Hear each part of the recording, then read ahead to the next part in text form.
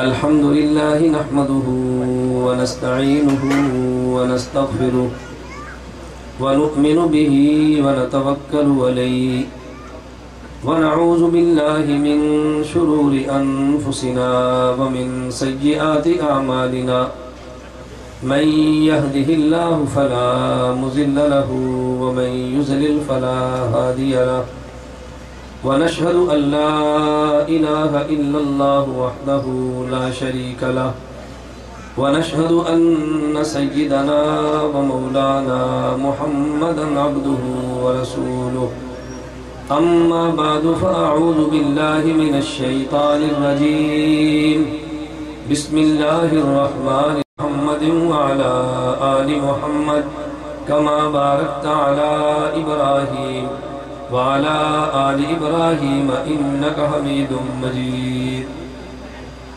اس کا شور ختم کر دیں، اس کو بالکل سادہ دیہاتی سپیکر بناؤ، کو بالکل اس کا بند کرو. میں دیہاتی خطیب ہوں، خطیب دیہاتی ہو، سپیکر شہری ہو تو مزہ نہیں آنا.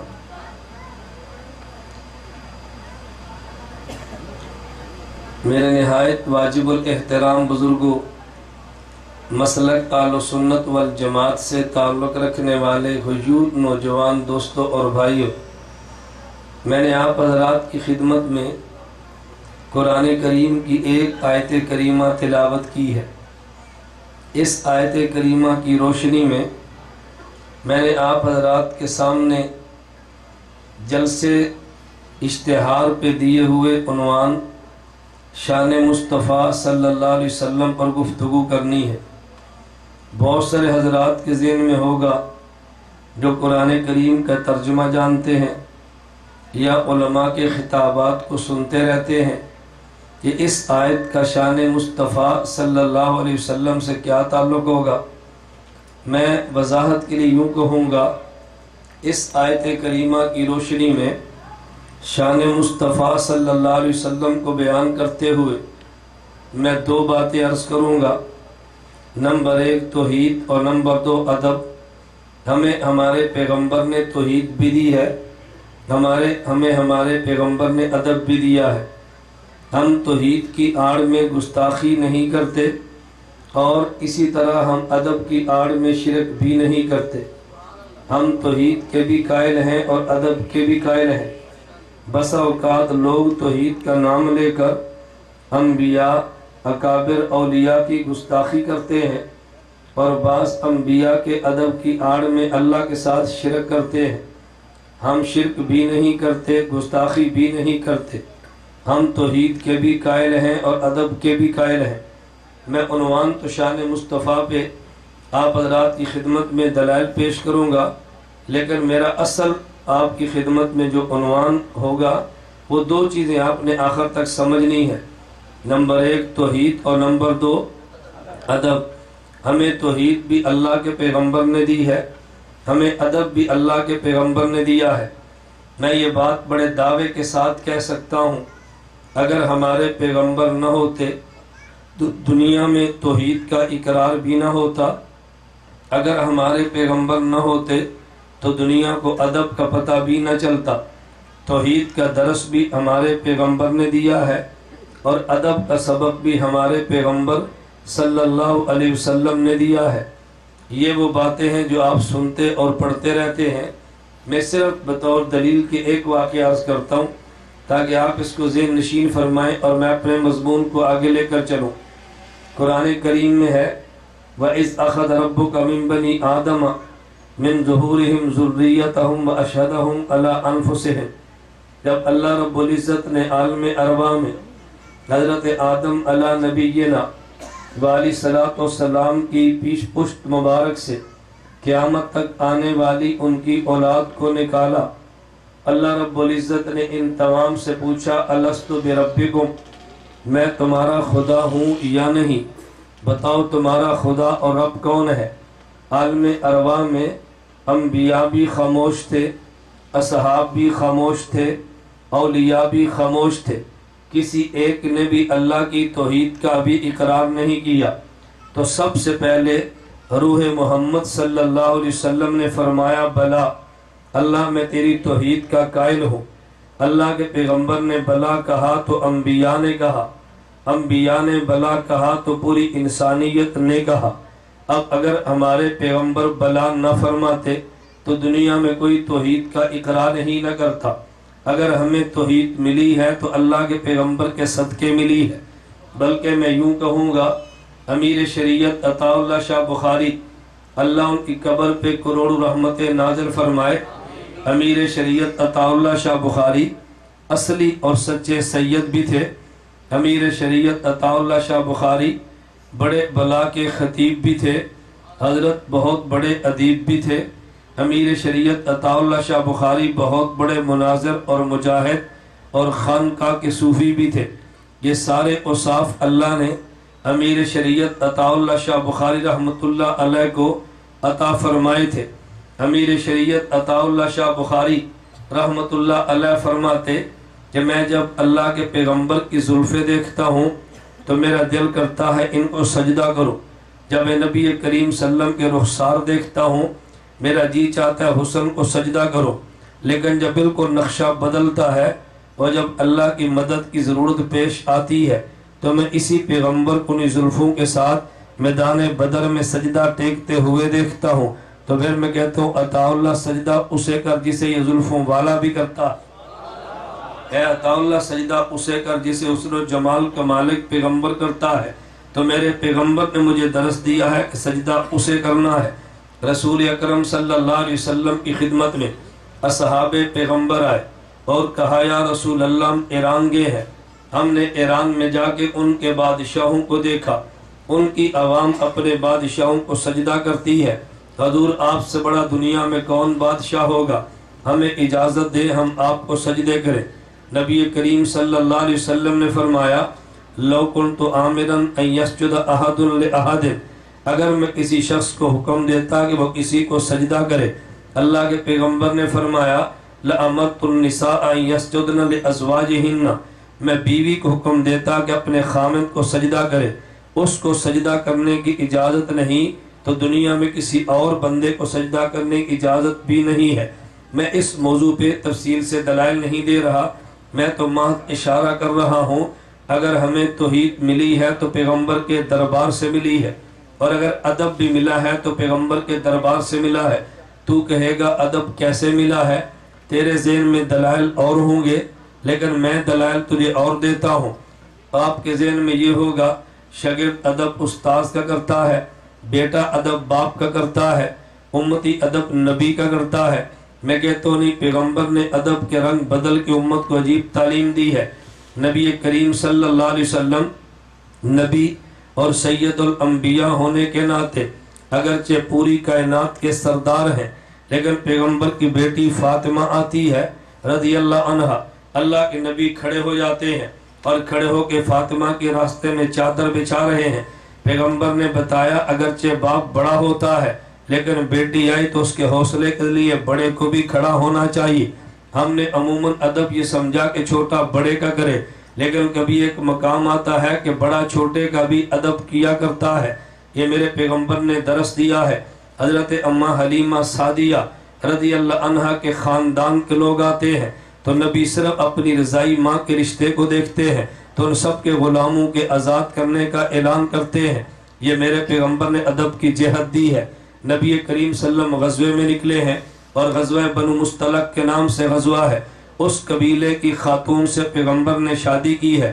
اس پیغمبر کی بیوی اور زوجہ مطہرہ کے خاندان کے لوگ حضور کی خدمت میں غلام بن کر آئے ہیں، عورتیں باندیاں بن کر آئی ہیں۔ اب نبی کریم صلی اللہ علیہ وسلم فرما رہے ہیں کہ پہلے تو میرے خاندان نہیں تھا، پہلے یہ کافر حارث کی بیٹی تھی، لیکن اب یہ میری بیوی ہے۔ تو میں صحابہ تم سے مشورہ کرنا چاہتا ہوں کہ میرا جی نہیں چاہتا کہ میرے بیوی کی رشتہ دار ہوں اور غلام بنے۔ اصحاب پیغمبر نے پوچھا حضور مشورے کی ضرورت ہی کیا ہے، یہ کیسے ممکن ہے کہ رشتہ دار آپ کی ہوں غلام ہمارے ہوں؟ تو پیغمبر نے ادب یہ دیا ہے جس پہ کوئی غور نہیں کرتا کہ نبی نے بیوی کے رشتے کا خیال کیا ہے اور بیوی کے رشتے کے سارے غلاموں کو آزاد فرما دیا ہے۔ یہ میرے پیغمبر نے ادب کی جہت دی ہے جو دنیا میں تلاش کرنے سے نہیں ملتی۔ اگر ذوق تازہ تو میں ایک عجیب استدلال کرتے ہوئے آپ کی خدمت میں بات کہوں گا۔ مجھے ایک شخص نے کہا کہ یہ جو تم کہتے ہو کہ معراج کے موقع پہ نبی کریم صلی اللہ علیہ وسلم جب آسمانوں پہ گئے ہیں اور معراج کے لیے عرش معلیٰ تک پہنچے ہیں، آپ نے واقعہ تو سنا ہے۔ نبی کریم صلی اللہ علیہ وسلم حضرت ام ہانی کے گھر میں آرام فرما رہے تھے۔ ام ہانی کے گھر سے اٹھے ہیں تو نبی کریم صلی اللہ علیہ وسلم حتیم کعبہ میں گئے، حتیم کعبہ میں آرام فرمانے لگے۔ نبی پاک وہاں سے اٹھے، یہ جبریل اللہ کے پیغمبر کو اٹھا رہے ہیں، تو نبی کریم صلی اللہ علیہ وسلم چاہے زمزم کے کنویں کے پاس تشریف لے گئے۔ جبریل امین نے اللہ کے پیغمبر کو لٹایا ہے اور اللہ کے نبی کا شق صدر فرمایا ہے۔ میں خلاف ادب نہ ہوتا تو آج کے دور میں آپریشن کہتا، لیکن یہ لفظ نبی کی شان میں کہنا میں ادب کے خلاف سمجھتا ہوں، اس لیے ہم اس کو شق صدر ہی کہتے ہیں۔ اور یہ یاد رکھنا، یہ ادب کا تقاضا ہے کہ کبھی آدمی اپنی زبان میں بعض لفظوں کا ترجمہ نہیں کرتا کہ وہ ادب کے خلاف ہوتا ہے۔ مثلا میں مثال دیتا ہوں، جب بھی سنی لفظ بولے گا تو کہے گا کہ نبی کا لعاب مبارک ایسا تھا، کبھی لعاب کا ترجمہ تھوک نہیں کرتا کہ نبی کا تھوک مبارک ایسا تھا، کیونکہ ہمارے معاشرے میں تھوک کا لفظ اچھا نہیں لگتا۔ ہم جب بھی کہیں گے لعاب مبارک کہیں گے، ہم لعاب کا ترجمہ تھوک سے کریں تب بھی خلاف ادب کہتے ہیں۔ تو بتا، پیغمبر کے بارے میں ادب کے خلاف بات کوئی بندہ سوچ سکتا ہے؟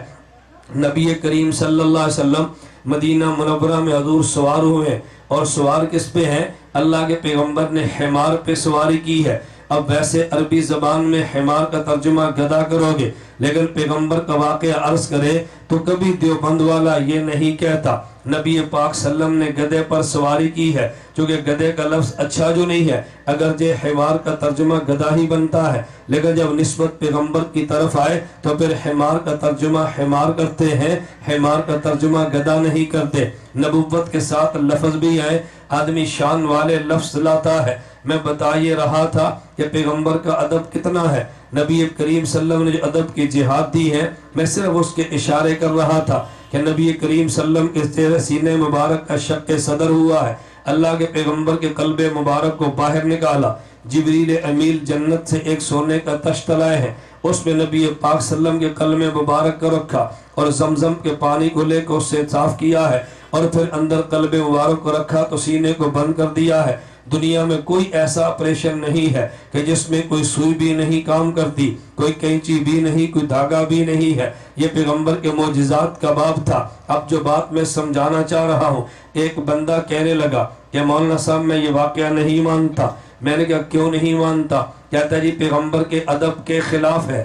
میں نے کہا نبی کے ادب کے خلاف کیسے ہے؟ کہتا جی زمزم وہ پانی ہے، حضرت اسماعیل کی ایڑی سے نکلا ہے، تو حضرت اسماعیل کا مقام تو چھوٹا تھا، ہمارے پیغمبر کا مقام تو بڑا ہے۔ ادھر جسم میں پاؤں کا مقام چھوٹا ہوتا ہے اور دل کا مقام بڑا ہوتا ہے، تو جو ایک چھوٹے نبی کی ایڑی سے پانی نکلا ہے، ہم کیسے مانے کہ ہمارے پیغمبر سے، ہمارے پیغمبر کے قلب مبارک اس پانی سے دھویا گیا ہے؟ اس لیے میں اس کو نہیں مانتا۔ میں نے کہا نہ، تو نے ایک جہت کو دیکھا ہے، تو اس نے دوسری جہت کو نہیں دیکھا۔ توجہ رکھنا، تو نے ایک جہت دیکھی ہے کہ اسماعیل چھوٹے ہیں، ہمارے پیغمبر بڑے ہیں، لیکن دوسری جہت کو نہیں دیکھا۔ ایک بچہ وہ تھا کہ جو قرآن کا حافظ بنا ہے، ایک بچہ وہ جو قرآن کا عالم بنا ہے، لیکن اس کے والد کو دیکھو تو چہرے پہ داڑھی بھی نہیں ہے، اس کے والد کو دیکھو تو نماز بھی نہیں پڑھتا۔ اگر یہ دیکھیں گے حافظ قرآن ہے، اس کا مقام باپ سے زیادہ ہے، لیکن جب یہ دیکھیں گے بیٹا ہے تو پھر اس کا مقام باپ سے کم ہے۔ جب یہ دیکھیں گے یہ حافظ اور وہ حافظ نہیں تو مقام اس کا زیادہ ہے، لیکن جب یہ دیکھیں یہ بیٹا اور باپ ہے تو پھر بیٹے کا مقام کم ہے اور باپ کا مقام زیادہ ہے۔ اب توجہ رکھنا، اگر بیٹے نے قرآن حفظ کیا ہے، ابھی یہ مسجد میں تراویح پڑھا کے آیا تھا اور والد تراویح پڑھنے کے لیے مسجد میں گیا بھی نہیں ہے، تو مجھے یہ بتاؤ جب یہ بیٹا گھر آئے ہے، باپ اس کے پاؤں دبائے گا یا یہ پاؤں باپ کے دبائے گا؟ سب کہیں گے اگرچہ باپ نے تراویح نہ پڑھی ہو، عشاء کی جماعت کے ساتھ نہ نماز بھی نہ پڑھی ہو، یہ تراویح پڑھا کے واپس آئے تو باپ کے ذمہ پاؤں دبانا نہیں، اس بیٹے کے ذمہ پاؤں دبانا ہے۔ کوئی بندہ کہے یار تو قرآن کا حافظ اور عالم ہے، بے نماز باپ کے پاؤں دباتا ہے. ہم نے کہا بے نماز ہو تب بھی باپ ہی رہتا ہے، بے نماز ہونے سے باپ کی حیثیت تو ختم نہیں ہوتی. اگر دیکھیں ادھر حافظ اور ادھر حافظ نہیں تو پھر مقام حافظ کا زیادہ ہے، اور جب دیکھیں ادھر بیٹا ادھر باپ ہے تو پھر مقام باپ کا زیادہ ہے. جب یہ دیکھیں اسماعیل نبی ہے اور اللہ کے پیغمبر سید الانبیاء ہیں تو مقام اللہ کے نبی کا زیادہ ہے. لیکن جب یہ دیکھیں اسماعیل اگرچہ ہے تو نبی لیکن حضور کے تو باپ ہے، حضور کے تو باپ ہے. اب یہ باپ کے ایڑے سے پانی نکلا ہے اور بیٹے کے سینے کو لگا ہے، یہ کون سی خلاف ادب بات ہے؟ باپ کی ایڑی سے پاؤں نکلا اور بیٹے کے سینے کو لگا ہے تو یہ کون سی ادب کے خلاف بات ہے؟ یہ تو ادب کے خلاف بات ہے ہی نہیں. میں نے اس لیے کہا پیغمبر نے ادب کی وہ جہتیں دی ہیں کہ جس کا عام بندہ تصور نہیں کر سکتا. خیر میں اس عنوان کو نہیں چھیڑ رہا. اللہ کے پیغمبر نے توحید کا درس دیا تو کیسے ہے، اللہ کے پیغمبر نے ادب کا درس دیا تو کیسے ہے، اور پیغمبر نے توحید کیسے سمجھائی ہے. نبی کریم صلی اللہ علیہ وسلم کی زوجہ مطہرہ ام المومنین امی عائشہ رضی اللہ عنہا پیغمبر کی وہ بیوی ہے کہ جو اللہ کے پیغمبر کی نگاہ میں عام ازواج سے مقام زیادہ رکھتی ہے. اس کی وجہ ان کا علم تھا، اس کی وجہ ان کا حافظہ تھا، اس کی وجہ ان کا دماغ تھا. باقی ازواج نے دین کا کام کیا ہے لیکن امت کو جو علم امی عائشہ نے دیا ہے یہ کسی اور پیغمبر کی بیوی سے اتنا علم نہیں پھیلا. ابو موسیٰ اشعری رضی اللہ عنہ فرماتے ہیں ہمیں جب بھی کسی مسئلے پہ ضرورت پیش آئی ہے ہم امی عائشہ کی دروازے پہ جاتے، ہمیں ہمارے مسئلے کا حل مل جایا کرتا تھا. خود حضرت عبداللہ بن زبیر کہتے ہیں رضی اللہ عنہ ان کا رشتہ حضرت امی عائشہ سے پھوپھی اور بھتیجے کا ہے. اپنی پھوپھی جان سے کہنے لگے مجھے ایک بات تو بتاؤ، یہ بات تو ہمیں سمجھ آتی ہے کہ تمہارے پاس شریعت کا علم بھی ہے اس لیے کہ تمہارے شوہر شریعت والے تھے. ہمیں یہ بات بھی سمجھ آتی ہے کہ تمہارے پاس نسب کا علم ہے کیونکہ تمہارے باپ ابو بکر صدیق علم الانساب کے ماہر تھے. لیکن پھوپھی ہمیں یہ تو بتاؤ تمہارے پاس طب کا علم کہاں سے آیا ہے؟ امی عائشہ کے پاس طب کا علم بھی تھا. کہ ہمیں شاعری بھی سمجھ آتی ہے کہ تم عرب خاندان کی بیٹی ہو اور عربوں کے مزاج میں شاعری تھی، لیکن یہ حکمت تمہیں کہاں سے سمجھ آئی ہے؟ امی عائشہ رضی اللہ عنہا کا جواب سنو. فرمایا حضور کی آخری عمر تھی، اللہ کے نبی بیمار تھے، مختلف حکیم آتے اور نبی پاک کو نسخے دیتے، میں پردے کے پیچھے بیٹھ کے سنتی اور یاد کر لیتی. مجھے پیغمبر کے مرض سے طب بھی ملی ہے، مجھے حضور کے مرض سے طب بھی ملی ہے، تو پیغمبر کے مرضوں نے مجھے طبیب بنا دیا ہے. امی عائشہ عجیب علم، امی عائشہ رضی اللہ عنہا میں کہتا ہوں عجیب علم کی سلطنت کی ملکہ ہے. امی عائشہ رضی اللہ عنہا جو بات میں سمجھا رہا تھا، امی عائشہ رضی اللہ عنہا کا بڑا مقام ہے. اللہ ہمیں ان کے مقام کی قدر کرنے کی توفیق عطا فرمائے. میں نے جو بات سمجھانی تھی میں نے کہا توحید دو تو بھی پیغمبر دیتے ہیں، ادب دو تو پیغمبر دیتے ہیں. میں توحید پہ بات یہ سنا رہا تھا. امی عائشہ بیوی ہے، خاتم الانبیاء صلی اللہ علیہ وسلم خامد ہے.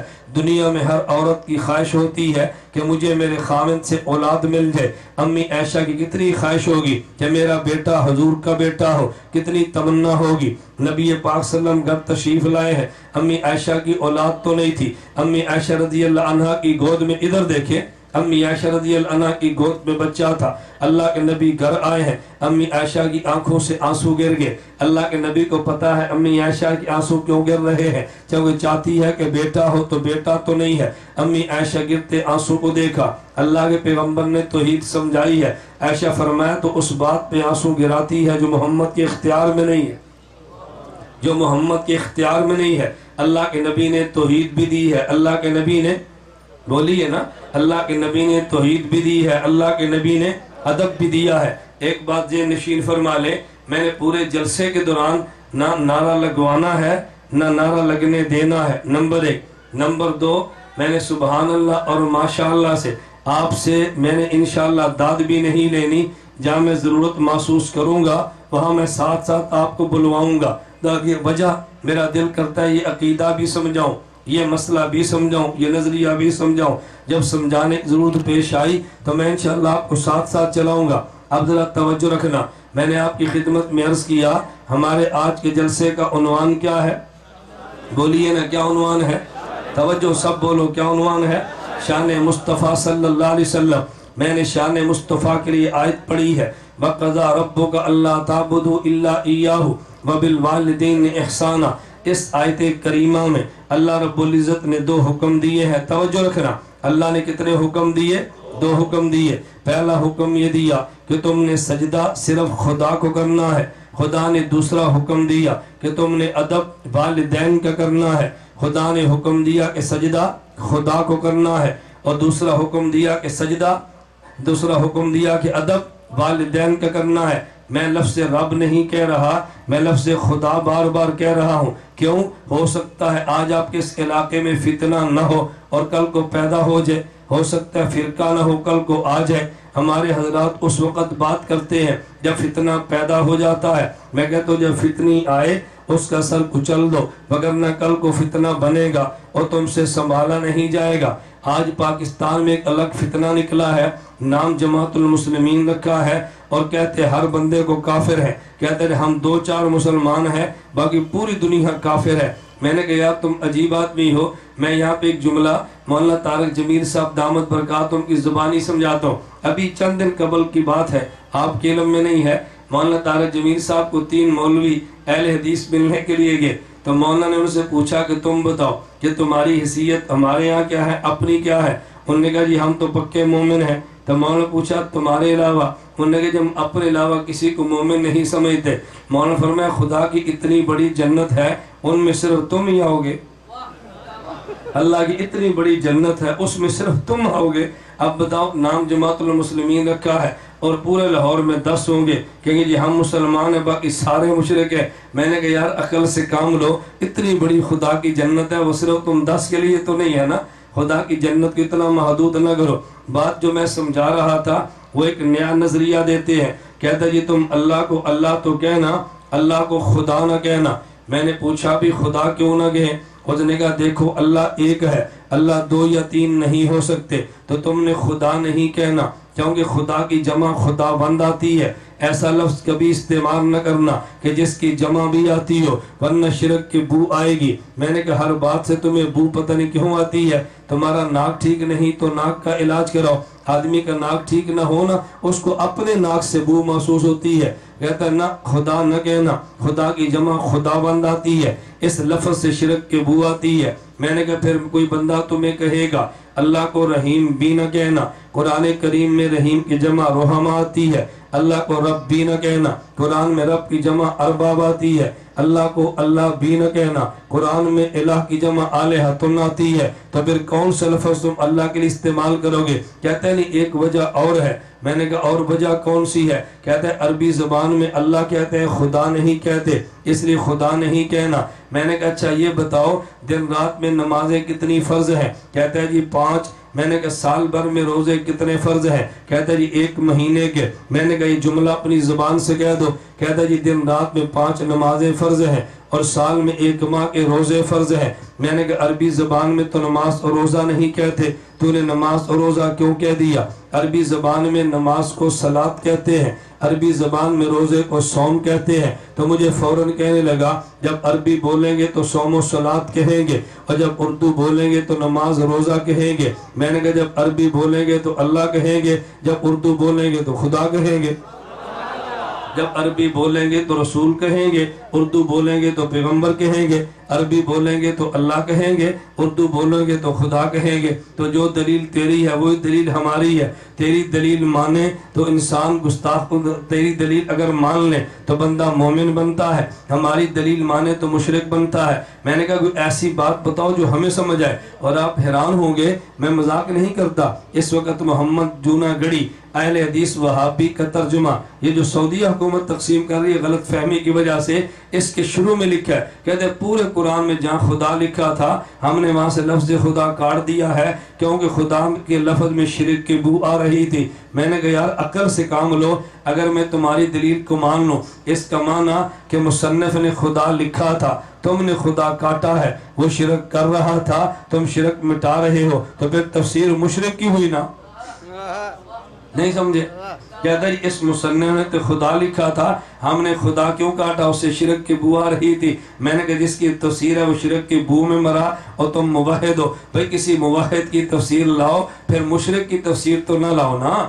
یہ دیکھو بات مشکل تو نہیں ہے نا، بڑے آرام سے بات سمجھ آتی ہے۔ اللہ میں بات سمجھنے کی توفیق عطا فرمائے۔ میری مستقل اس تفسیر پہ 1 گھنٹے کا ویڈیو کا مفصل بیان موجود ہے، آپ اس کو چاہیں الاتحاد.org پہ چلے جائیں، anavmedia.com پہ چلے جائیں، یوٹیوب یا گوگل میں نیاز گھمن لکھ دیں، یہ آپ کو بیانات وہاں پہ ملیں گے۔ میں نے اس تفسیر کا تفصیلاً میں اپریشن تو نہیں کہہ سکتا چونکہ تفسیر ہے نا، تو جو خلاف ادب لفظ ہو ہم کبھی نہیں بولتے، ہاں ان کے نظریات کا اپریشن ہم نے وہاں پہ کیا ہے۔ میں بات سمجھانے کے لیے کہتا ہوں الحمدللہ ہمارے یہاں دیوبند میں اللہ پاک نے ساری نعمتیں عطا فرمائی ہیں۔ ادھر تبلیغی جماعت والی مٹھائی کی دکان بھی ہے اور اتحاد اہل سنت والجماعت کا آپریشن تھیٹر بھی ہے۔ جس کو وہاں شفا نہ ملے اس کو یہاں سے انجیکشن لگوا لو، انشاءاللہ شفا یاب ہوگا۔